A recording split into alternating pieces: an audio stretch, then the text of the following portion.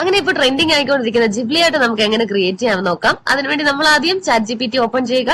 എന്നിട്ട് ഇവിടെ നമുക്ക് പ്ലസ് സൈൻ കാണാൻ പറ്റും ChatGPT ഓപ്പൺ ചെയ്ത് കഴിയുമ്പോൾ. അപ്പൊ ഈ പ്ലസ് സൈനിൽ ക്ലിക്ക് ചെയ്യുക. ക്ലിക്ക് ചെയ്ത് കഴിയുമ്പോൾ നമുക്ക് ഇവിടെ കാണുന്ന ഓപ്ഷനിൽ നിന്നും അപ്ലോഡ് ഫ്രം കമ്പ്യൂട്ടർ എന്ന് പറയുന്ന ഓപ്ഷൻ ചൂസ് ചെയ്യുക. അപ്പൊ നമ്മളത് ക്ലിക്ക് ചെയ്ത് കഴിയുമ്പോൾ നമ്മുടെ കമ്പ്യൂട്ടറിലുള്ള ഫോൾഡറുകളെല്ലാം കാണാം. ഇതിൽ നിന്നും നമ്മൾ കൊണ്ടുവരാൻ ഉദ്ദേശിക്കുന്ന പിക്ചർ എവിടാണോ കിടക്കുന്നത് ആ ലൊക്കേഷൻ സെലക്ട് ചെയ്യുക.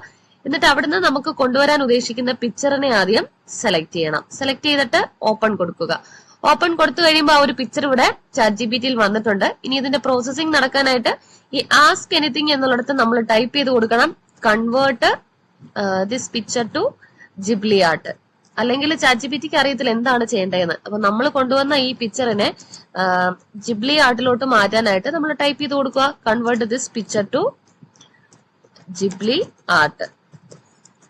എന്നിട്ട് ഇതിന്റെ പ്രോസസിംഗ് നടക്കാൻ കീബോർഡിലെ എന്റർ കീ ഒന്ന് പ്രസ് ചെയ്യുക. പ്രസ് ചെയ്ത് കഴിയുമ്പോൾ നമുക്ക് കാണാം അതിന്റെ പ്രോസസിംഗ് ഇങ്ങനെ നടന്നുകൊണ്ടിരിക്കുകയാണ്. അപ്പൊ ഒരു ഇച്ചിരി ടൈം എടുത്തിട്ടായിരിക്കും നമുക്ക് അതിന്റെ റിസൾട്ട് കിട്ടുന്നത്. അങ്ങനെ നമുക്ക് നമ്മളുടെ ഒരു പ്രോസസിംഗ് എല്ലാം കഴിഞ്ഞ് ഇച്ചിരി ടൈം എടുത്തിട്ട് ഇവിടെ നമുക്ക് ആ ഒരു പിക്ചർ ഇവിടെ കിട്ടും. ഇമേജ് ക്രിയേറ്റഡ് എന്നും പറഞ്ഞ് ഇവിടെ വരും. ഇനി ഇതിനെ നമുക്ക് ഡൗൺലോഡ് ചെയ്തിട്ട് നമ്മുടെ സിസ്റ്റത്തിലോട്ട് കൊണ്ടുവരാം. അപ്പൊ ഇങ്ങനെയാണ് ജിബ്ലി ആർട്ട് ക്രിയേറ്റ് ചെയ്യുന്നത്. എല്ലാവരും ചെയ്ത് നോക്കണേ.